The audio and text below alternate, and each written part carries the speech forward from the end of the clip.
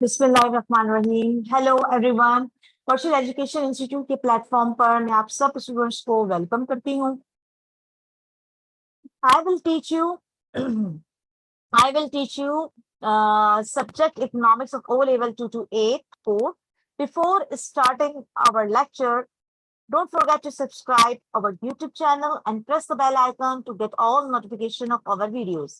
Also like and share our videos with your friends. So let's get started. Today our topic is factors of production, right? Previous मेरी videos में मैंने discuss किया था the nature of the economic problem. आज हम पढ़ेंगे second part chapter number 1 का, factors of production. Factors of production क्या है? किसी भी इकोनॉमी में जितने भी जो पीपल्स हैं उनको रहने के लिए health care, education, housing, nutrition को इम्प्रूव करने के लिए फैक्टर्स ऑफ प्रोडक्शन की जरूरत होती है। अब आप कहेंगे किस तरीके से? जिस तरीके से आपकी फैक्टर ऑफ प्रोडक्शन की क्वालिटी और क्वांटिटी में इम्प्रूवमेंट आएगी, उसी तरीके से आपकी लोगों की जो लिविंग स्टैंडर्ड है वो इम्प्रूव होता चला जाएगा, क्योंकि ये इंसान की बेसिक नेसेसिटी है, फूड, शेल्टर एंड हेल्थ।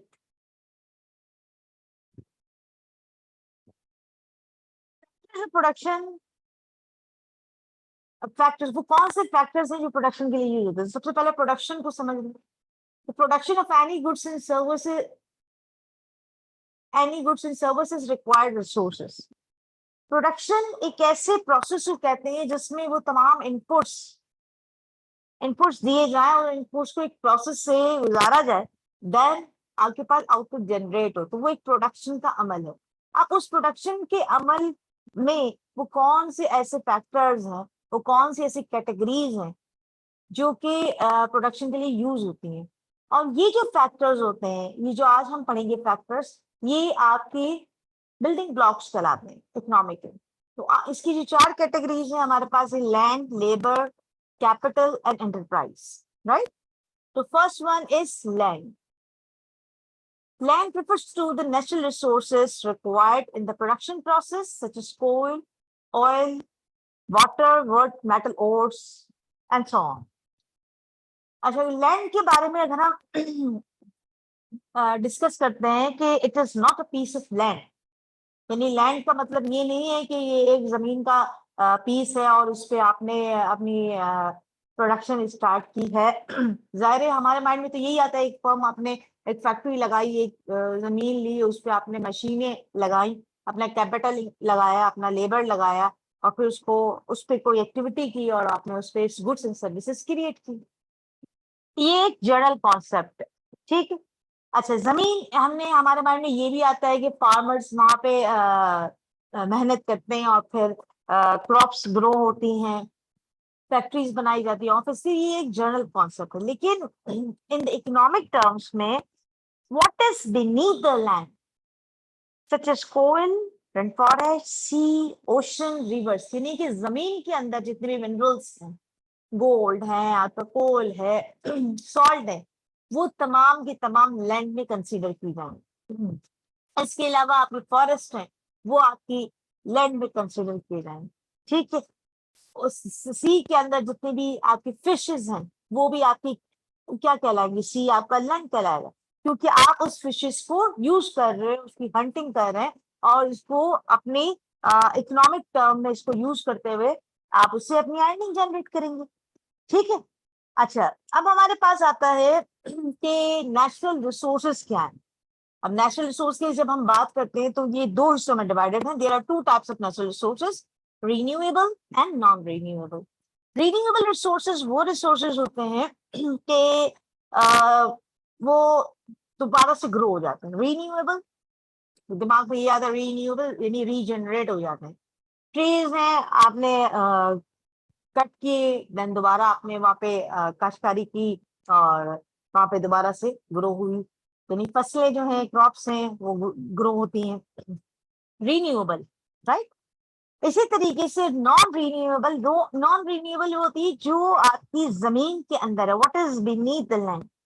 जैसे आपकी गोल्ड है, आपका कोल है, अगर आप वो एक्सट्रैक्ट कर लेते हैं तो वो दोबारा से प्रोड्यूस नहीं हो जाते, वो उस चीज से, उस एरिया से, उस जगह से वो खत्म हो जाते हैं। तो यानी कि अगर एक ही फिक्स स्पेस से वो आपकी जो मिनरल्स है वो वहां पे खत्म हो रही हो, तो वो रिसोर्सेस कहलाते हैं आपकी नॉन रीन्यूएबल। इसी तरीके से अगर आप लाइक एग्जांपल लेते हैं सी के, अब सी में फिशेस हैं, अगर आप ओवर फिशिंग कर लेते हैं तो फिशिंग की जो पॉपुलेशन है वो डिस्ट्रॉय हो जाएगी। इसी तरीके से अगर आप फॉरेस्ट में हंटिंग करते हैं, अब बहुत ओवर हंटिंग करते हैं, तो उससे क्या होता है कि वो जो आपकी एनिमल्स की पॉपुलेशन है वो डिस्ट्रॉय होगी। तो नॉन रीन्यूएबल रिसोर्सेज वो होते हैं जो दोबारा जनरेट ना हो सके, उनके लिए कुछ लिमिटेशंस लगाई जाती हैं जो कि गवर्नमेंट और सब उस पर रिस्ट्रिक्शन लगा के उसको कंट्रोल करते हैं। ये तो आपको क्लियर हो गया होगा। देन हम इसकी डिस्कस करते हैं characteristics. Mobility of land, mobility से माइंड में फौरन आपके पास ये आ जाता है कि मोबिलिटी यानी ट्रांसफर, मुंतकली। अब आपने ट्रांसफर करना है, क्या आप ऐसा कर सकते हैं कि लैंड को किसी दूसरी जगह ट्रांसफर करें? ऐसा हो सकता है। फर्स्ट है हमारे पास ऑक्यूपेशनल मोबाइल। ऑक्यूपेशनल यानी कि आपने एक फिक्स जमीन को आपने क्या किया, मुख्तलिफ पर्पस के लिए यूज किया। जब आप मुख्तलिफ पर्पस के लिए उसको यूज करते हैं, जैसे फार्मर है वो राइस, एक पीस पे, एक लैंड ऑफ पीस पे राइस ग्रो करते हैं, ठीक है, राइस ग्रो करते हैं, और या तो वो राइस ग्रो कर लेंगे, या वो व्हीट ग्रो कर लेंगे, या वो एप्पल ग्रो करेंगे। एक फिक्स चीज पे कोई ना कोई चीज यूज करेंगे। या फिर क्या करेंगे आप, आपने हाउसेज बना लिए, आपने फैक्ट्री बना ली, आपने उस जगह पे ट्री ग्रो कर लिए, ताकि आपने सोचा कि आप ट्रीज ग्रो करेंगे और इससे जो वुड हासिल होगी उससे आप फर्नीचर बनाएंगे। जाहिर है उस आपने वुड को कहीं ना कहीं किसी पर्पज में तो यूज करेंगे। आप उस एक लैंड को आप मल्टीपल पर्पज में यूज कर सकते हैं। अब जो मल्टीपल पर्पज में जब आप यूज करते हैं तो ऑक्यूपेशनल मोबाइल कहलाएगा, राइट। यानी एक लैंड को आप वेरियस सेक्टर में यूज कर सकते हैं। अब ये आप पर डिपेंड करता है कि वही वाली बात जो पिछले लेक्चर में डिस्कस की थी कि अगर आपने कोई भी चीज प्रोड्यूस करनी है in the term of economics, तो आपने पहले डिसाइड करना है कि मुझे क्या प्रोड्यूस करना है, कैसे प्रोड्यूस करना है, इसकी मार्केट कहाँ होगी, कैसे सेल होगा, क्या होगा, ये पूरी एक्टिविटी होगी, ठीक है। तो आपने एक फोकस किया कि लैंड को आप किस पर्पस के लिए इस्तेमाल करेंगे, यानी मल्टीपल पर्पस के लिए इस्तेमाल कर सकते हैं। तो ये हम कह सकते हैं कि ये ऑक्यूपेशनल मोबाइल है। Now to geographically immobile, immobile transfer नहीं हो सकती। क्या ऐसा हो सकता है कि to move a section of land from Sri Lanka to India, ऐसा हो सकता है कि आपने एक कंट्री से एक लैंड ली और किसी दूसरे कंट्री में शिफ्ट की? ऐसा हो सकता है? It is not possible. इसलिए जियोग्राफिकली क्या हो गई, इमोबाइल हो गई। अच्छा, इसके और भी कुछ फीचर्स हैं कि जो लैंड है ये आपकी जो है गॉड गिफ्टेड है, ठीक है, मैनमेड तो है नहीं। और ये प्राइमरी फैक्टर है, ये फर्स्ट प्राइमरी फैक्टर है किसी भी प्रोडक्शन प्रोसेस का, पहला प्राइमरी पार्ट है। अच्छा, ये जो लैंड होती है फिक्स्ड होती है। अब आपने देखा होगा कि भाई आपकी जो वर्ल्ड है, जो दुनिया है, वो राउंड शेप में है, और राउंड शेप मीन्स की यानी कि आपकी फिक्स्ड एरिया है कि पाकिस्तान का एक कंट्री, उसका एक अपना मैप है, यूएसए का है, यूके का है, तो मुख्तलिफ क्या है, सबके अपने अपने एरियाज हैं और सबने कवर किए हैं। ऐसा तो नहीं हो सकता कि दिन ब दिन वो ग्रो होते जाए और आपकी मैप डिफरेंट होती चली जाए, ऐसा नहीं है। It is fixed in quantity. We can not increase land through production. ऐसा नहीं करते कि आप प्रोडक्शन की और वो लैंड बढ़ गई, ऐसा नहीं हो सकता। ये परमानेंट होती है। इसकी सप्लाई क्या होती है, इन इलास्टिक होती है, ठीक है। ये बेसिक यूनिट है आपका प्रोडक्शन का बेसिक यूनिट। लेकिन एंड रियलिस्टिक टर्म में हाउसेस इन बिल्डिंग, अगर आप देखें तो आप हाउस क्रिएट करते हैं, बिल्डिंग क्रिएट करते हैं रियल टर्म में। लेकिन अगर आप प्रोडक्शन की बेस के एतबार से देखते हैं तो ये एक बेसिक यूनिट है। We can increase fertility of land if apply fertilizer. अगर आप जैसे कोई ग्रो करना चाह रहे हैं, फार्मर्स अपनी जो फसलों को है वो बढ़ाना चाह रहे हैं, और जमीन की जो क्वालिटी वो अच्छी करना चाह रहे हैं, तो जाहिर है वो कोई ना कोई फर्टिलाइजर्स, कोई ना कोई ऐसी चीजें या ऐसे केमिकल्स यूज करेंगे जिससे जमीन की जरखेजी बढ़े। और इसके अलावा हम क्या करेंगे कि एक और एग्जांपल हमारे पास सी, ओशन एंड रिवर्स की है कि अगर उसमें पोल्यूशन ना हो तो जो फिश है उनकी हेल्थ और जो आपकी जो एनवायरनमेंट है वो प्योर हो जाएगा, राइट। लैंड के जो रिवॉर्ड में है उसकी जो पेमेंट टर्म होती है वो होती है रैंड, यानी कि जब भी लैंड की अगेंस्ट पेमेंट की जाती है in the term of economics वो रैंट होती है, ठीक है। नेक्स्ट रखते हैं हमारे पास लेबर। अब लेबर क्या है?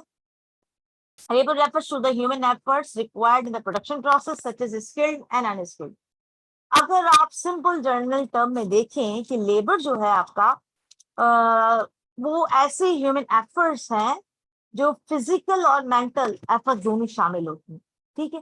फिजिकल और मेंटल, आप ये एक जनरल कॉन्सेप्ट हमारे यहाँ बना हुआ है कि लेबर वो है जो मेहनत मजदूरी करता है, जो ब्रिक्स उठाता है, ईंटें उठाता है, एक जनरल कॉन्सेप्ट बना हुआ है। लेकिन ऐसा बिल्कुल नहीं है कि ना ही वो फिजिकली परफॉर्मेंस दे बल्कि वो मेंटली करे। उसकी एग्जाम्पल हम इस तरह डिस्कस कर सकते हैं कि अगर हम प्रोडक्शन एंड गुड्स की बात करते हैं, it is the effort the people contribute to the production of goods and services like road sweeper, office person, manager, bankers. It is the active factor, remaining other factors are passive। labor जो है आपका production process का एक active factor है, यानी वो अपनी performance दे रहा होता है बिल्कुल उसमें। और उसके लिए जरूरी क्या है कि वो स्किल्ड हो, क्वालिफाइड हो, एक्सपीरियंस्ड हो, मोटिवेटेड हो। Labour have high production ability. अगर ये तमाम चीजें होंगी तो वो आपकी जो प्रोडक्शन कैपेसिटी है, प्रोडक्शन एबिलिटी है, वो मार्वलस होगी, ठीक है। लेबर की अब कुछ कैरेक्टरिस्टिक्स देख लेते हैं। Mobility of labour. मोबिलिटी का मैंने पहले भी डिस्कस किया कि अगर आप इसकी ट्रांसफर करते हैं एक जगह से दूसरी जगह तो क्या हम कर सकते हैं लेबर को ट्रांसफर या नहीं कर सकते, ऐसा मुमकिन है। पहला है हमारे पास ऑक्यूपेशनल इमोबाइल। इमोबाइल से मुराद क्या है आपकी कि आप इसको शिफ्ट नहीं कर सकते। अच्छा, some workers will find it difficult to switch from one type of job to another, it is occupational immobile। अब फर्ज करें ये एक वर्कर जो है वो अपना ऑक्यूपेशन ही चेंज कर दे, अपना प्रोफेशन ही चेंज कर दे, कि अगर वो टीचर था और उसने अब बैंकिंग की फील्ड है तो ये बड़ा डिफिकल्ट होता है, ये इजीली नहीं होता, ये बहुत रेयर केस में होता है। लेकिन in the term of economics ये लेबर जो होता है नॉर्मली ऑक्यूपेशनल इमोबाइल होता है। वो एक अलग बात है कि दूसरे अगर सिनेरियोज आते हैं तो वो अपने प्रोफेशन चेंज करते हैं, लेकिन इन द इकोनॉमिक टर्म्स में लेबर जो है वो इमोबाइल होता है कि वो अपनी एक जॉब से दूसरी जॉब या अपने प्रोफेशन को चेंज नहीं करते। अब इसके रीजंस क्या है? हम ये बात तो कर रहे हैं कि इनको ये बड़ा मुश्किल होता है कि अगर एक जो वर्कर है वो अपना ऑक्यूपेशन चेंज नहीं करता, रीजन क्या है कि वो अपना क्यों चेंज नहीं करता? तो पहला जो पॉइंट है आपके पास, may be the lack of information about vacancies in other types of job. उसे मालूमात ही नहीं है कि वो क्या क्या कर सकता है। Now second one is lack of appropriate skills and qualification, right. उसके बाद स्किल्स एंड क्वालिफिकेशन की लैकिंग है, ठीक है। तो ये एक आपका रीजन हो गया। उसी तरीके से अगर हम बात करते हैं शॉर्टेज ऑफ डॉक्टर्स, तीसरी example, shortage of doctors can not be solve by hiring बस, ठीक है। We can increase the quality and occupational mobility of labour by better education and training. अब देखिए हमने पहले ये डिस्कस किया कि ऑक्यूपेशनल इमोबाइल का, जाहिर है वर्कर्स अपनी जॉब्स वगैरह चेंज नहीं करना चाहते। फिर हमने ये डिस्कस किया देखो कौन से रीजन है, जाहिर है इनको कोई मालूमात नहीं है, वो स्किल्ड नहीं है। अब ये इम्प्रूव कैसे कर सकते हैं? इम्प्रूव कैसे करेंगे? अपनी एजुकेशन से लेबर को आप ट्रेनिंग दें, एक्सपीरियंस दें, ताकि वो स्किल्ड हो जाए, तो ही कहीं जाके वो अपनी वो जॉब चेंज करेगा, वो इस काबिल होगा, ठीक है। अदरवाइज बहुत मुश्किल होता है। इसके बाद second one is geographically immobile. Geographically immobile, some workers will find it difficult to move from one area of country to another। यानी कि एक कंट्री से दूसरे कंट्री में शिफ्ट होना, एक एरिया से दूसरे एरिया में शिफ्ट होना लेबर का, ये जरा मुश्किल टास्क होता है लेबर के लिए। अब रीजंस क्या है कि अगर वो किसी एक ऐसे एरिया में काम कर रहे हैं जहाँ बिल्कुल रीजनेबल है हर चीज, प्रोडक्ट्स की प्राइसेस, हाउसेस की प्राइसेस रीजनेबल है, और वही कोई वो हमेशा ऐसी जॉब तलाश करेगा, ऐसे एरिया में तलाश करेगा जो जहाँ वो कन्वीनियंट हो, जहाँ पे वो तमाम एक्सपेंसेस बेयर कर सकें। लाइक अगर हमारे यहाँ लोग कहते हैं कि अगर हम फॉरेन कंट्री में जाएंगे तो क्या हम ये सारी चीजें बेयर कर लेंगे, क्या हम वहाँ की जो रहने के लिए जो बेसिक रिक्वायरमेंट है उसको फुलफिल कर पाएंगे या नहीं कर पाएंगे, ठीक है। तो ये चीजें होती हैं कि ये बड़ा मुश्किल होता है कि एक जगह से दूसरी जगह जब लेबर जाता है तो वो तमाम फैसिलिटी देखता है कि ये ऐसा हो सकता है कि मुझे ये फैसिलिटी मिलेगी, मुझे फायदा कुछ नजर आएगा। फैमिली टाइज, कुछ लोग होते हैं, कुछ वर्कर्स होते हैं, वो फैमिली टाइज को नहीं छोड़ना चाहते, वो अपनी फैमिली से दूर नहीं रहना चाहते। कि एक लेबर, हमने ये भी देखा है कि आपकी कंपनी में जो लेबर है वो यहाँ से दूसरी जगह पे काम कर रहे होते हैं, दूसरे कंट्रीज में काम कर रहे होते हैं, तो और वो फिर वहां से पैसा भेजते हैं अपनी फैमिलीज के लिए, तो ये कुछ करते हैं। लेकिन in the term of labour ये जरा मुश्किल टास्क होता है कि वो इस तरह का काम करे, वो अपनी फैमिली से दूर रहना नहीं चाहते। इसके अलावा बात ऐसे भी लेबर्स होते हैं कि वो अपनी बच्चों की एजुकेशन को डिस्ट्रॉय नहीं करना चाहते, और उनको वो अपने बच्चों के लिए उस चीज पे सरवाइव कर रहे होते हैं, अपनी जॉब्स को, मसाइल को हैंडल कर रहे होते हैं कि उनके बच्चों की एजुकेशन जो है वो खराब ना हो, और वो इजीली अपने बच्चों की एजुकेशन को कंप्लीट करवाएं। इसके अलावा अगर एक और भी पॉइंट है कि lack of information, people are unaware about jobs, they do poor paid jobs, ठीक है। वो क्या करते हैं कि भाई जो पुअर पेड जॉब्स होती है वही करते रहते हैं, इनको मालूमात नहीं होती कि उनके पास क्या हुनर है, क्या इनके पास एबिलिटी, और वह कहाँ आगे जा सकते हैं, तो इस तरह से भी वो फिर पीछे रह जाते हैं। Restriction on the movement of worker. अब हमने प्लान किया कि हम फॉरेन कंट्री जाएंगे और वहां पे काम करेंगे, और ये तो फॉरेन कंट्री जाना इतना आसान नहीं होता, उसके लिए प्रॉपर डॉक्यूमेंटेशन होती है, वीजा लेना पड़ता है, और फिर कहीं जाके फिर आप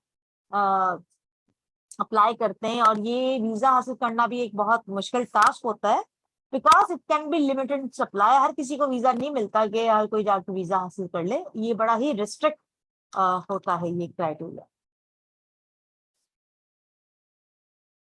it is perishable in nature, we can not store efforts. अब लेबर जो है आप इसको स्टोर नहीं कर सकते।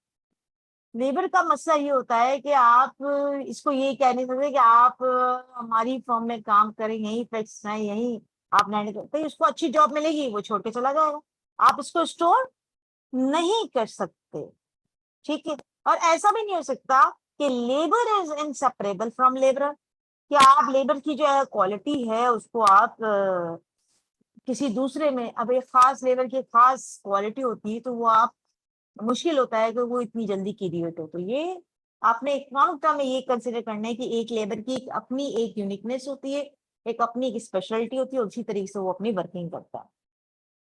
हर लेबर की जो पावर होती है वो भी डिफरेंट होती है, और जाहिर है लेबर बार्गेनिंग पावर भी होती है, सैलरी वाइज, वेज वाइज वो बार्गेनिंग करते हैं, ठीक है। ये कुछ इसकी कैरेक्टरिस्टिक्स थी।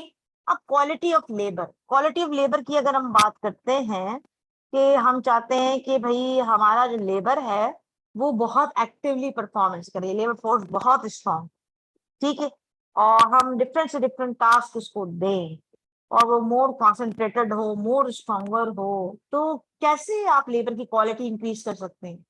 बेटर एजुकेशन, ट्रेनिंग, उसकी ट्रेनिंग करें, एक्सपीरियंस बंदा हो, उसकी हेल्थ अच्छी हो, यानी वो इतना स्ट्रॉन्गर हो कि तमाम टास्क को अच्छे तरीके से अचीव कर सके, ठीक है। ये होगी आपकी क्वालिटी ऑफ लेबर। अब हम बात करते हैं quantity of labour. In the term of economics में अगर हम क्वांटिटी ऑफ लेबर की बात करते हैं तो ये दो कैटेगरीज में इसको हमने डिवाइड किया।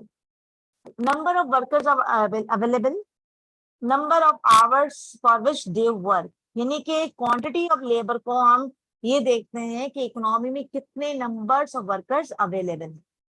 फिर हम ये देखते हैं कि जो वर्कर अवेलेबल हैं वो काम कितना करते हैं।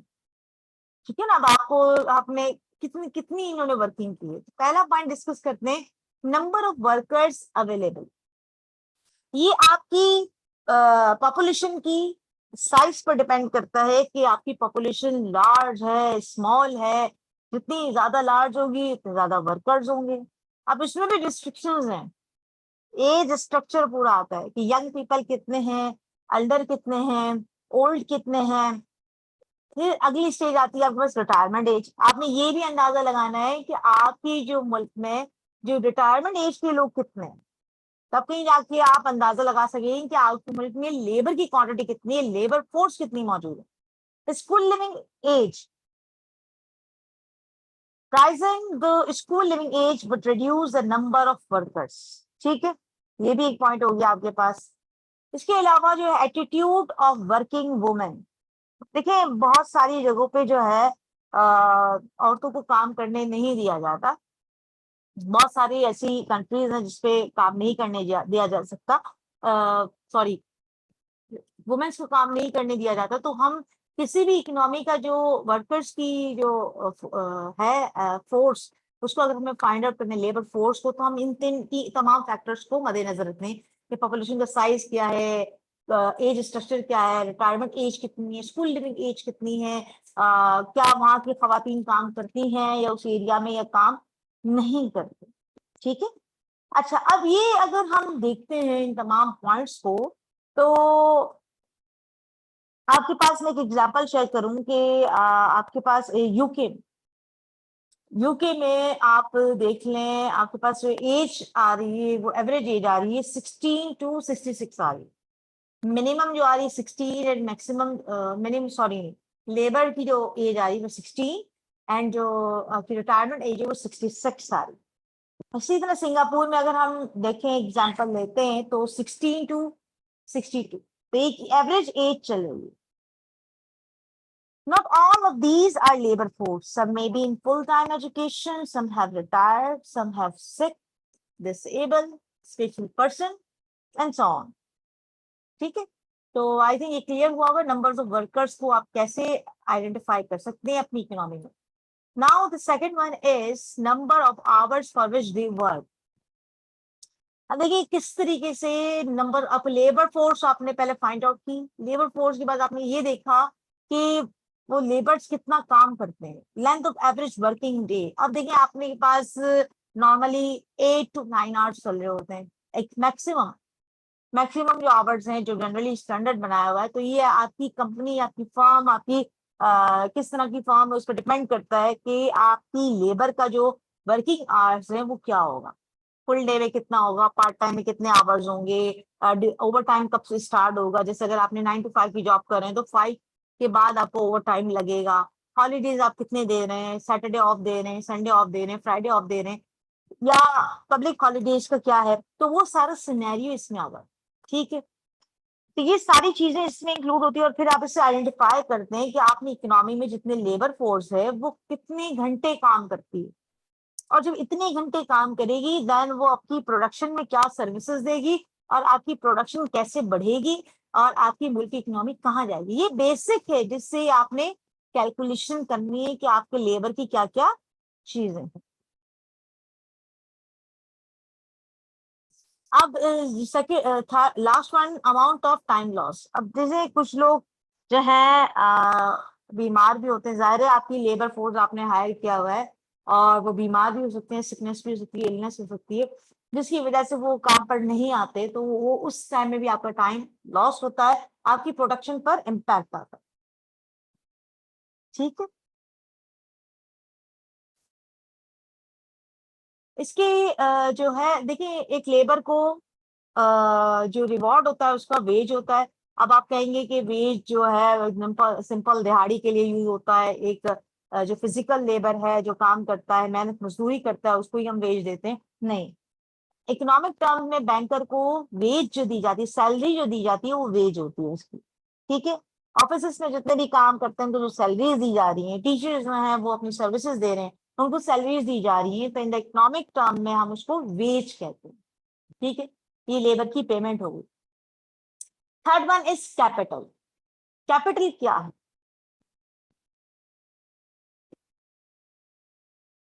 Capital refers to the manufactured resources required in the production process such as machinery, tools, equipment, vehicles. ठीक है, अब हमने देखा कि भाई कैपिटल्स आपने इन्वेस्टमेंट करनी है आपकी प्रोडक्शन प्रोसेस के लिए। आपने देखिए लैंड आपने ले लिया, लेबर हायर किया, अब आपने मशीनरीज, अब मशीनरी होगी देन लेबर काम करेगा। ठीक है, तो मशीनरीज होनी चाहिए, आपके पास टूल्स होने चाहिए, आपके पास इक्विपमेंट्स होने चाहिए। तो ये जो कैपिटल होता है, it is any human made goods used to produce other goods and services. It includes, for example, office, factories, machineries, railway, tools. ठीक है, तो कैपिटल आपका सिंपल क्या है कि आपने प्रोडक्शन प्रोसेस को बढ़ाने के, प्रोडक्शन प्रोसेस को कंप्लीट करने के लिए आपने मशीनरी वगैरह की रिक्वायरमेंट होती है, वो आपका कैपिटल होता है। अच्छा, अब है आपके गुड्स को इसमें दो हिस्सों में डिवाइड किया गया, capital goods and consumer goods. अब कैपिटल गुड्स क्या होती हैं? It is also referred to as capital goods and producer goods. Capital goods इसको कहते हैं और इसको प्रोड्यूसर गुड्स भी कहते हैं। Human made goods are used in further production. इसको मजीद किसी दूसरी प्रोडक्शन के लिए इस्तेमाल किया जाए, जैसे कंप्यूटर। अब देखिए, एक कंप्यूटर है वो आप अपने ऑफिस में रखते हैं और उस ऑफिस में आप उसको अपनी प्रोडक्शन के प्रोसेस के लिए इस्तेमाल करते हैं, तो वो कैपिटल गुड्स होगी। ठीक है, इसी तरीके से वैन, अब वैन आप यूज करते हैं, आप वैन पार्सल डिलीवरीज के लिए भी, पिक एंड ड्रॉप के लिए भी यूज करें, तो वो जो वैन हुई वो आपकी कैपिटल गुड्स हुई। ठीक है, यानी एक आप कैपिटल गुड्स का मतलब यहाँ पे यह है कि अगर आप ऐसी गुड्स जो किसी फर्दर प्रोडक्शन के प्रोसेस के लिए इस्तेमाल हो, वो आपकी कैपिटल गुड्स कहलाती। ठीक है, कंज्यूमर गुड्स बिल्कुल सिंपली कि आप अपने पर्सनल के लिए, अपनी ओन सेटिस्फेक्शन के लिए यूज करते हैं। जैसे मैंने एग्जांपल आपको कैपिटल गुड्स में कंप्यूटर की दी कि कंप्यूटर आप ऑफिस में यूज करते हैं तो पर्सनल प्रोसेस का हिस्सा है, लेकिन यही कंप्यूटर अगर आप कंज्यूमर गुड्स में इसको कंसिडर करते हैं तो उसका मतलब क्या हुआ कि आपने घर में कंप्यूटर लेके आया, आपने गेम्स के लिए, आपने एंजॉय किया, अपने बच्चों के लिए, तो ये आप अपने पर्सनल सेटिस्फेक्शन के लिए एंजॉय कर रहे हैं, यानी आप इससे क्या कर रहे हैं, एंजॉयमेंट हासिल कर रहे हैं या कोई अपना पर्सनल काम कर रहे हैं। लेकिन प्रोडक्शन प्रोसेस में अगर हम बात करते हैं कि मजीद प्रोडक्शन के लिए, तो वो फिर भी कैपिटल गुड में कंसिडर हो। ठीक है, next one is characteristics of Capitals. Characteristics of capital की हम बात करते हैं तो मोबिलिटी ऑफ कैपिटल, जिस तरह हमने पिछले पढ़ा था, ये बहुत ही हम कह सकते हैं कि हाईली मोबाइल, यानी कि कैपिटल के कि एक मशीन को आप इजीली एक जगह से दूसरी जगह ट्रांसफर कर सकते हैं। ठीक है ना, इसी तरह से कैपिटल गुड्स है, अगर आप कंप्यूटर है, आप कंप्यूटर एक जगह से आपने लिया और दूसरी जगह शिफ्ट कर दिया, एक कंट्री से दूसरे कंट्री में आप अपनी कैपिटल गुड्स को ट्रांसफर कर सकते हैं, ऐसा ही। अब इसमें भी कुछ चीजें आ जाती हैं, जैसे कि आपके पास आ गई a cold mine, are fixed in position, so they are geographical immobile and they are also occupational immobile, they use cannot be changed. ठीक है, printer only used for print, embroidery machine only use for embroidery. अब देखिए, इसमें थोड़ी की सी restrictions आ जाती है, जैसे हमने कहा कि लेबर आपका लेस मोबिलिटी होती है उसकी, लेकिन कैपिटल जो होता है वो हाईली मोबाइल होता है। लेकिन कुछ एक्सेप्शनल ऐसे केसेस हैं, जैसे अगर मैं वैन को यूज कर रही हूँ पिक एंड ड्रॉप के लिए, वैन को यूज कर रही हूँ मैं बुक्स की डिलीवरी के लिए, वैन को यूज कर रही हूँ मैं टॉयज की डिलीवरीज के लिए, तो ये एक ही वैन को मैंने क्या किया, मुख्तलिफ पर्पज के लिए इस्तेमाल किया। लेकिन प्रिंटर है, अब प्रिंटर आपका क्या है, प्रोडक्शन प्रोसेस का हिस्सा है, कैपिटल गुड्स है, लेकिन वो क्या करेगा, वो सिर्फ और सिर्फ प्रिंट करेगा, उससे हम कोई और काम नहीं ले सकते। कि ऐसे एक्सेप्शनल केस के जिनसे आप कोई और काम नहीं ले सकते, उनका जो पर्पज है, स्पेशल पर्पज है, वो वही काम है, लेकिन वो फिर भी आपकी प्रोडक्शन का हिस्सा है और वो कैपिटल गुड्स में कंसीडर किए जाते हैं। कैपिटल जो होता है ये आपका मैनमेड होता है और ये पैसिव फैक्टर होता है, ये आपने खुद डील करना पड़ रहा है, ये एक्टिव फैक्टर नहीं होता, ये पैसिव फैक्टर होता है। अगर आप जितनी इन्वेस्ट करेंगे, जितना उस पर काम करेंगे, ये वेरिएबल इन नेचर होता है, कम ज्यादा जाहिर हो सकता है, ये डिमांड पे डिपेंड करता है। अगर आपने एक फर्म लगाई है, आप कोई चीज प्रोड्यूस कर रहे हैं और आपने देखा कि मार्केट में डिमांड बढ़ रही है, तो पहले आपने एक मशीन खरीदी थी उसी प्रोडक्ट बनाने के लिए, अब आपने दूसरी मशीन खरीदी, फिर आप तीसरी मशीन खरीदते हैं। लेकिन ये डिपेंड करता है कि आपकी मार्केट में डिमांड क्या है, डिमांड जितनी ज्यादा होगी उतनी ज्यादा आप सप्लाई करेंगे, और सप्लाई के लिए फिर आप सोचेंगे कि मुझे और मजीद इन्वेस्टमेंट करनी चाहिए। कैपिटल जो होता है, कैपिटल गुड्स होती है, वो डेप्रिशिएट होती है विद द टाइम पीरियड, वो डेप्रिशिएट होती है must. It is stored up labour, saving, loan in capital. देखिए हम लेबर को स्टोर नहीं कर पाते थे, लेबर का हम स्टोर नहीं कर सकते थे, लेकिन कैपिटल को आप स्टोर कर सकते। आपने सेविंग की, लोन दिए, कैपिटल जनरेट किया, ये पूरा प्रोसीजर है, ठीक है, ये टेम्परेरी इन नेचर होता है। अच्छा, ये कुछ कैरेक्टरिस्टिक्स थी जो मैंने डिस्कस की। देन स्टार्ट करते हैं अब हमारे पास quality of capital. Quality of capital की हम बात करते हैं तो advance in technology enable capital goods to produce a high output, better quality output. For example, development of robotics in car production has increased the number of cars. Production increase होगी। Quality of capital, आपने पहले आप manual काम कर रहे थे, ऐसा ऐसा आपने एक मैकेनिकल इक्विपमेंट लिया, फिर आपने अब highly computerize, highly digital robotics equipment लिया। अब पहले जो आपकी जो मशीन थी वो 50 यूनिट्स प्रोड्यूस कर रही थी, लाइक कार के हम एग्जांपल लेते तो 50 यूनिट्स हो रहे थे, लेकिन आपने फिर हाई टेक्नोलॉजी की, एडवांस टेक्नोलॉजी ली और नई इक्विपमेंट आपने बाय किया और उसके पार्ट्स वार्ट्स बनाए, तो अब जो कार की जो प्रोडक्शन हो रही है पर डे में, वो, या पर मंथली हम बात कर लेते हैं कि अगर हम मंथली 50 कार्स बना रहे थे तो अब 100 कार्स बना रहे हैं। यानी आपने अपने कैपिटल में इस तरह चेंज किया, इतनी इन्वेस्टमेंट की और इस तरह की इक्विपमेंट आपने बाय किया कि आप एक ही उसी टाइम पीरियड में ज्यादा प्रोडक्शन कर रहे हैं और मार्केट की डिमांड को पूरा कर रहे हैं। अब क्वालिटी ऑफ लेबर उसी वक्त काम करेगा जब मार्केट में डिमांड होगी, देन आप फिर इसकी क्वालिटी को इंप्रूव करें। क्वांटिटी ऑफ कैपिटल, ये आपकी इन्वेस्टमेंट पर डिपेंड करता है कि जाहिर है आपको मार्केट में चार्म नजर आएगा, आप मोर एंड मोर इन्वेस्टमेंट करते चले जाएंगे। इन्वेस्टमेंट, आप कैपिटल गुड्स पे इन्वेस्टमेंट करेंगे, यानी कि आपने ऐसी इक्विपमेंट्स, ऐसी मशीनरी बाय की जो आपकी फर्दर प्रोडक्शन के लिए इस्तेमाल हो रही है। अब इसमें से कुछ मशीनरी आउटडेटेड हो जाती हैं, ऑब्सोलीट हो जाती हैं, फिर आपको नई मशीनरीज लेनी पड़ती हैं, तो ये आपने with in a time period काम करना पड़ता है, आपने मतलब नजर रखनी पड़ती है कि किस तरीके से लेकर चलना। इस पे जो कैपिटल की जो होती है, अगर आप फर्ज करें कि बैंक से कोई लोन वगैरह लेते हैं, तो इसकी जो रिवॉर्ड होती है इकोनॉमिक टर्म में, वो इंटरेस्ट होती है, यानी जाहिर है आप कोई ना कोई पेमेंट कर रहे होंगे तो वो उसकी इंटरेस्ट, उसकी reward payment term. The next one is enterprise. Enterprise refers to the skills a business person required to combine and manage successfully the other three factors of production and the ability to undertake risk. Enterprise का मतलब क्या है? ऐसे ऐसा business person, ऐसी skills जो कि वो तमाम आपकी लैंड, कैपिटल, लेबर्स को, तमाम चीजों को मैनेज करे और उसमें ये एबिलिटी भी हो कि वो रिस्क ले, वो डिसीजन मेकर होता है, वो इनोवेटिव पर्सन होता है। They are not a simple labour, they are not a simple labour, they are innovative person. उसके पास आइडियाज होते हैं, वो रिस्क टेकर होता है, वो नई नई चीजें लाता है।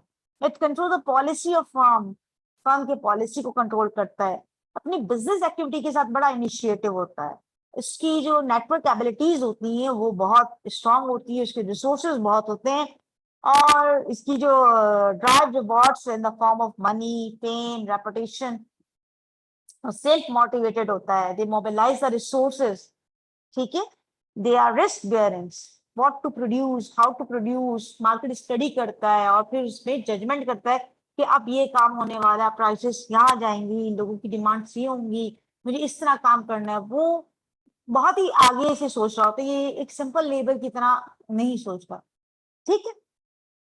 अब इसकी कुछ कैरेक्टरिस्टिक्स है। मोबिलिटी ऑफ एंटरप्राइज, जाहिर है कि जब एक रिस्क टेकर होगा, एंटरप्राइज कौन चला रहे थे? एंटरप्रेन्योर्स। एंटरप्रेन्योर्स क्या आपके? It is the most mobile factor of production.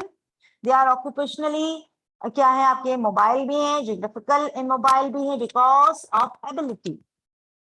जाहिर है अगर एक एंटरप्रेन्योर जो होगा वो इतना माहिर है, इनिशिएटिव है, सेल्फ मोटिवेटेड है, वो कहीं भी जगह, किसी भी जगह अपनी इस स्किल को एनहेंस करते हुए वहां पे काम कर सकता है और कहीं भी काम कर सकता है।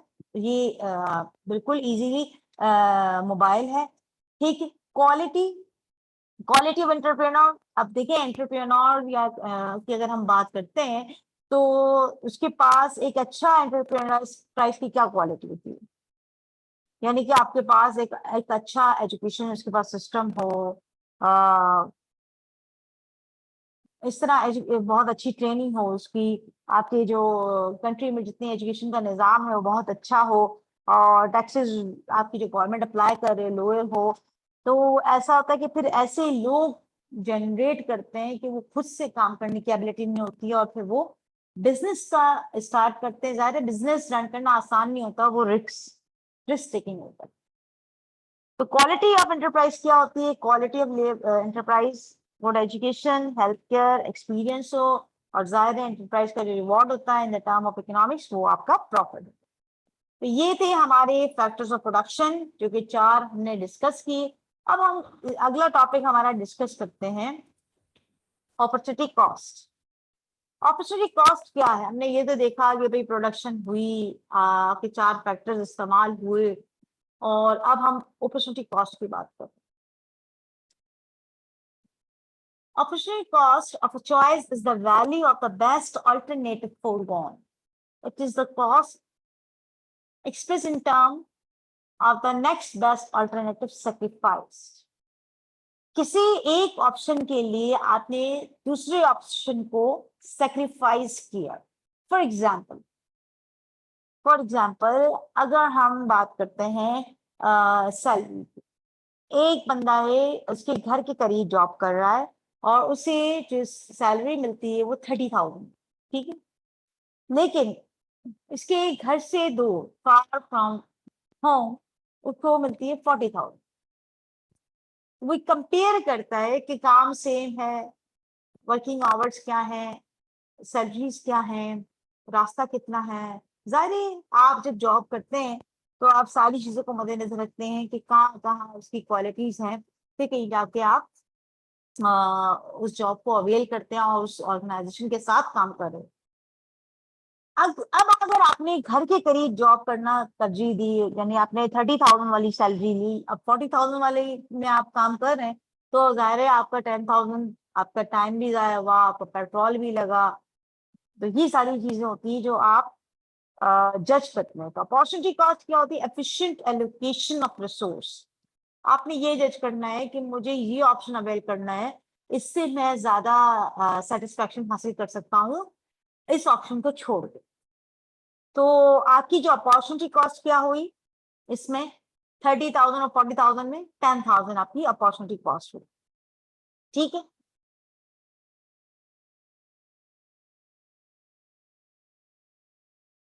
It helps us view the true cost of decision, ठीक है। For example, the opportunity cost of labor work is leisure. For example, if you are working, then you cannot watch movie. So here the opportunity cost of working is watching movie. यानी अगर आप काम कर रहे हैं तो आप movie नहीं देख सकते, ठीक है। तो उस काम की अपॉर्चुनिटी कॉस्ट क्या हुई? Watching movie. यानी अगर एक लेबर है वो काम कर रहा है तो अब उसके पास वक्त है, अब या तो वो काम कर ले या तो वो मूवी देख ले। लेकिन अगर वो काम कर रहा है तो वो मूवी नहीं देख सकता, या वो मूवी देखेगा तो वो फिर काम नहीं कर सकता। तो वो जो चीज नहीं देख सकता, नहीं कर सकता, वो चीज उसकी अपॉर्चुनिटी कॉस्ट कहलाती।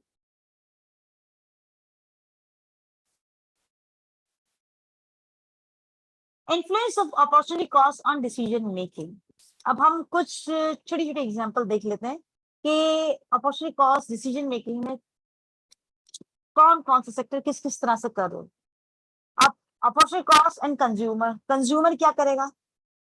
कंज्यूमर्स दे आर बायर्स, ये वही चीज खरीदेंगे जो इनके बजट में होगी। क्वालिटी देखेंगे, जैसे आप घर में कोई चीज लाते हैं, आपके पास इतना ही बजट है, यही चीज मुझे बाय करनी है, इतने नहीं बाय करनी, तो आप ऑप्शन सेलेक्ट करते हैं कि यार ये चीज मैं खरीद लूंगी, ये चीज ड्रॉप कर दूंगी, या ये इसकी क्वालिटी अच्छी ले लेती हूँ, इसकी लो क्वालिटी ले लेती हूँ। तो ये आप क्या कर रहे हैं, कंज्यूमर क्या कर रहे हैं, बजट मेंटेनेंस कर रहा है। अब बजट मेंटेनेंस में जब वो चीज, जो चीजें वो ड्रॉप कर रहे हैं, वो उसकी अपॉर्चुनिटी कॉस्ट है। Second one is workers, workers के साथ, यानी कि अगर आप जॉब चेंज कर रहे हैं, आप पहले टीचर थे, अब आप क्लर्क पे जा रहे हैं, ऑफिस ऑफिस जॉब के लिए जा रहे हैं, तो जाहिर है आपको कोई बेनिफिट नजर आया होगा, फिर आपने अपनी अचानक जॉब चेंज कर दी। अभी आपने देखा होगा कोविड के सिनेरियो में बहुत से लोगों ने अपनी जॉब चेंज कर दी, अब ऑनलाइन वर्किंग कर रहे हैं और काम कर रहे हैं, तो ये एक प्रोफेशन में इतना चार्म नजर नहीं आया, आपने दूसरा प्रोफेशन स्टार्ट कर दिया। तो ये जब आपने दूसरा काम स्टार्ट किया, वो चीज लॉस्ट की, वो इसकी अपॉर्चुनिटी कॉस्ट कहलाती। Third one is OC and producers. अब प्रोड्यूसर्स क्या करते हैं कि वो देखते हैं कि मुझे किसमें फायदा।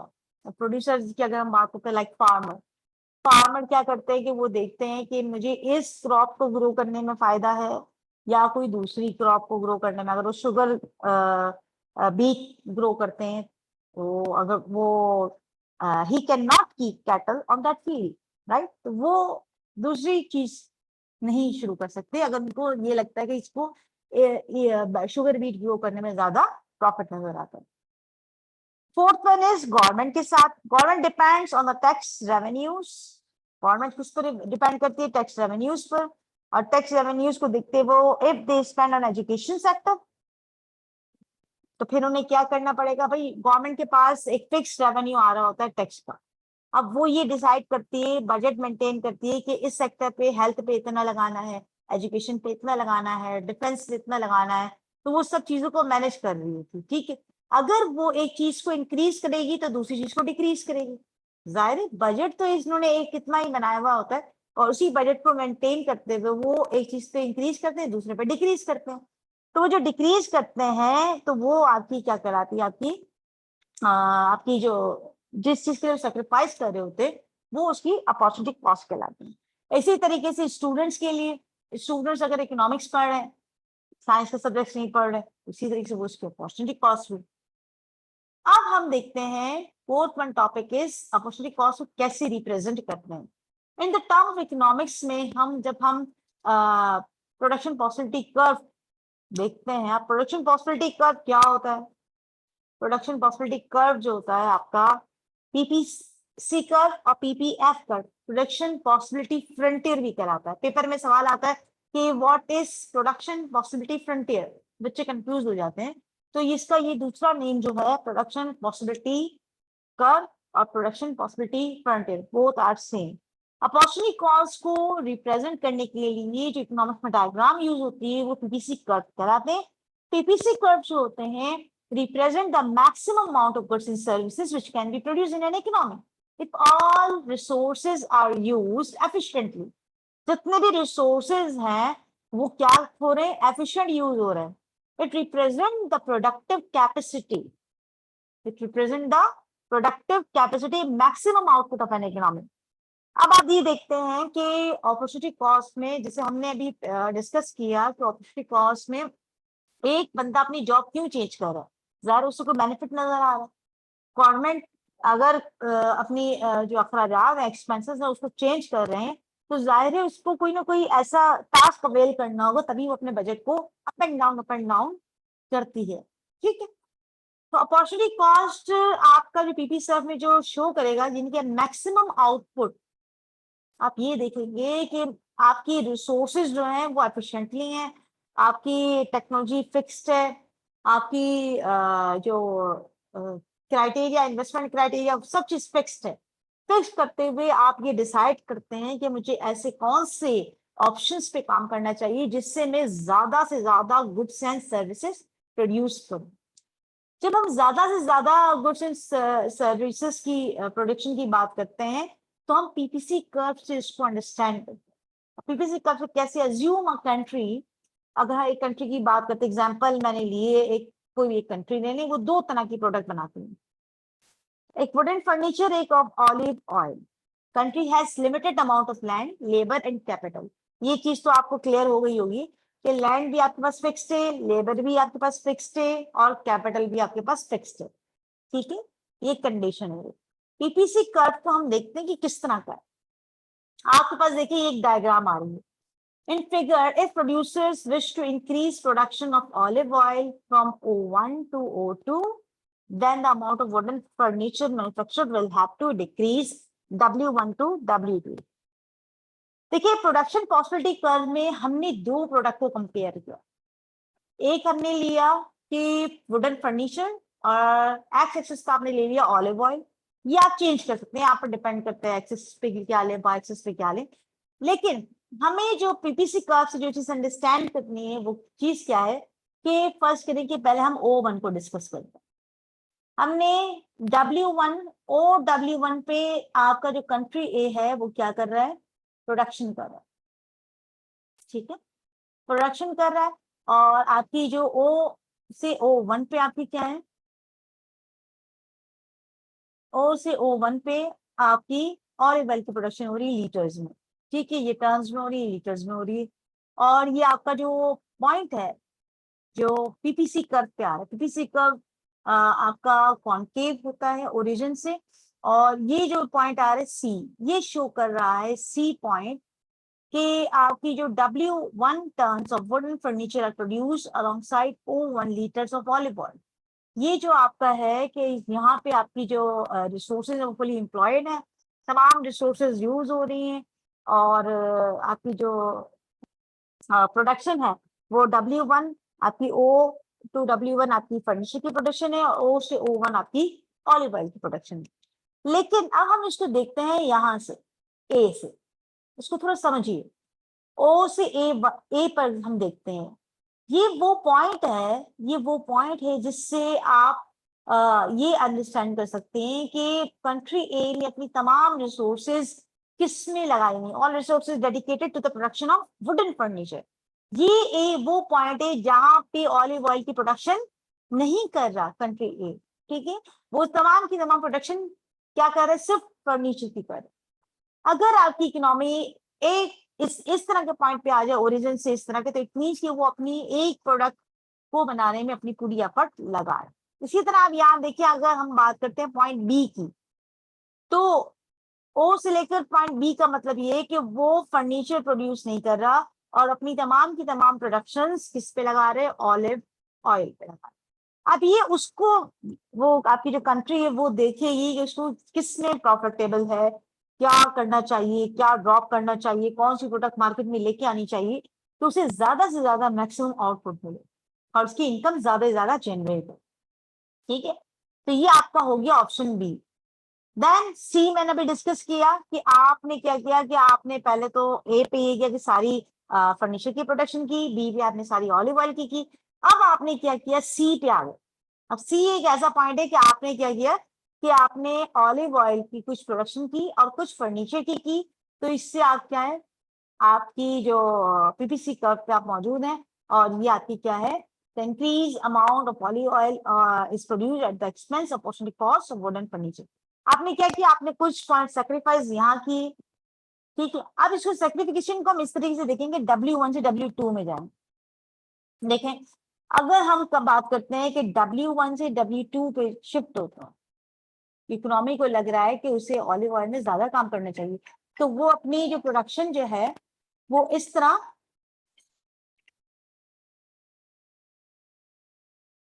तो वो अपनी जो प्रोडक्शन है वो इस तरह बढ़ा देगी, ठीक है। यानी कि आपने W1 से वो W2 पे आपकी सेक्रीफाइस की कुछ पॉइंट्स, और यहाँ पे इसने ऑलिव ऑयल की जो प्रोडक्शन थी वो उसने इंक्रीज कर दी। तो ये जो डिक्रीजमेंट हुआ ये इसकी क्या कहलाएगी, अपॉर्चुनिटी कॉस्ट कहलाएगी, ठीक है। अब हम पॉइंट डी को डिस्कस कर, वो पॉइंट सी से कहाँ शिफ्ट हो गए, पॉइंट डी पे शिफ्ट हो गए, क्लियर है। पॉइंट डी पे शिफ्ट हुए, अब आपके पास ये जो तमाम पॉइंट्स जो पीपीसी कर्व पे आ रहे हैं ये तमाम के तमाम एफिशिएंट पॉइंट है, ठीक है।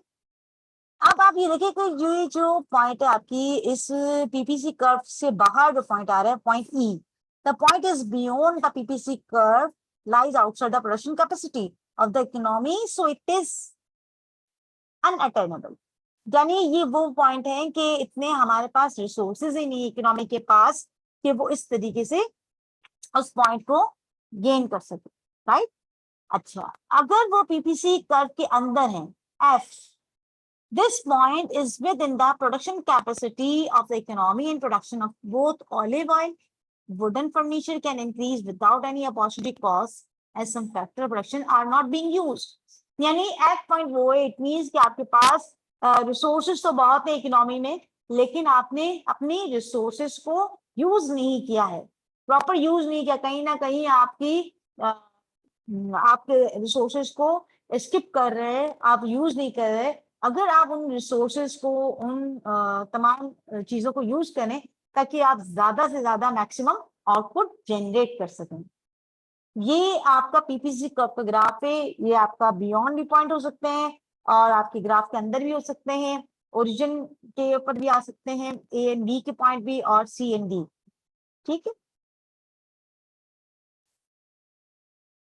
प्रोडक्शन पॉसिबिलिटी कर्व के लिए कुछ अजम्पशंस हैं। आप जब आप ये ड्रॉ करते हैं तो आपको कुछ चीजों का ख्याल रखना पड़ता है, जैसे कि टू कमोडिटीज को आप कंपेयर कर रहे होते economy, quantities of resources do not change, investment fixed है, आप ये रिसोर्सेज में चेंज नहीं है, क्योंकि अगर आप अपनी प्रोडक्शन टेक्नोलॉजी डोंट चेंज, अगर आप टेक्नोलॉजी बढ़ाते हैं, जैसा भी हमने पिछला डिस्कस किया कि कैपिटल में अगर आपने मशीनरी नई हाईली इक्विप्ड खरीद ली तो वो 50 कार्ड से 100 कार्ड्स प्रोडक्शन कर रही, तो पीपीसी कर्व का जो कॉन्सेप्ट है वो तो खत्म हो गया। तो आपने अपनी टेक्नोलॉजी फिक्स रखनी है, अपने रिसोर्सेज फिक्स रखने हैं, आपने कमोडिटी फिक्स रखनी है, resources are used in technically efficient way, और आपने इसके जो रिसोर्सेज जितने भी हैं वो आप एफिशिएंट वे में उसको इस्तेमाल करेंगे। तो ये आपकी क्या कहलाएंगी, अजम्पशंस हैं जो पीपीसी कर्व को ड्रॉ करने में हेल्प करती है। Increase in the productive capacity of a country, अगर हम बात करते हैं कि पीपीसी कर्व के ग्राफ को शिफ्ट करते हैं, देखिए आप पहला जो ग्राफ आ रहा है आपके पास पीपीसी कर्व आ रहा है, जैसे हमने कहा फर्नीचर हमने प्रोड्यूस किया अपने ऑलिव ऑयल, तो ये आपका पीपीसी 1 था। लेकिन अब आप चाह रहे हैं कि आपकी एडवांसमेंट अपने टेक्नोलॉजी, एक एक नई मशीनरी बाय कर ली, अब आप ने जैसी चेंजेस की तो आपका पीपीसी कर्व क्या हो गया, आगे की तरफ शिफ्ट हो गया, लेफ्ट टू राइट की तरफ शिफ्ट हुआ। तो इसका मतलब क्या हुआ कि इकोनॉमी ने एफिशिएंट होती जा रही है, वो मोर आउटपुट की तरफ जा रही है, यानी कि उसने इतनी एबिलिटी पैदा होगी कि वो एक नई मशीनरी नई एडवांसमेंट टेक्नोलॉजी अडॉप्ट करे और अपनी जो आउटपुट्स हैं उनको मजीद इंक्रीज कर सके। तो आपका जो पीपीसी कर्व शिफ्ट होता है वो उसी सूरत में होता है कि अगर कोई टेक्नोलॉजी में चेंजेस आता है और उसकी आउटपुट में चेंज आता है, तो इसीलिए फिर वो अपनी दोनों प्रोडक्ट्स की आउटपुट को मोर एंड मोर प्रोड्यूस करते हैं, right. Decrease in the productive capacity of a country, decrease यानी बिल्कुल उसी तरीके से अगर आप एडवांसमेंट की तरफ जा रहे हैं तो आपने कोई ना कोई इन्वेस्टमेंट की है, टेक्नोलॉजी बाय की है, लेबर में चेंज किया है, कोई ना कोई ऐसे चेंज किया है जिसकी वजह से आपका पीपीसी कर्व आगे की तरफ शिफ्ट हुआ। अब ये इसी तरीके से रिवर्स शिफ्ट हुआ, यानी कि अंदर की तरफ शिफ्ट हो गया, यानी पीपीसी कर्व से आप पीपीसी 2 पे आ गए। रीजन क्या है, खुदा ना खासा कोई ऐसा डिजास्टर हो गया, powerful storm hits country A and destroy a large percentage of factories, खुदा ना खासा कोई फ्लड आ गया, आपकी क्रॉप डिस्ट्रॉय हो गई, कुछ ना कुछ ऐसे डिजास्टर्स आ जाते हैं जिसकी वजह से अब आपकी जो एबिलिटी है कि आप जो ज्यादा प्रोडक्शन कर रहे थे अब आप कम प्रोडक्शन कर रहे हैं, तो जिसकी वजह से आपका जो पीटीसी कर्व है वो पीटीसी कर्व आपका अंदर की तरफ शिफ्ट हो जाता है। ठीक है,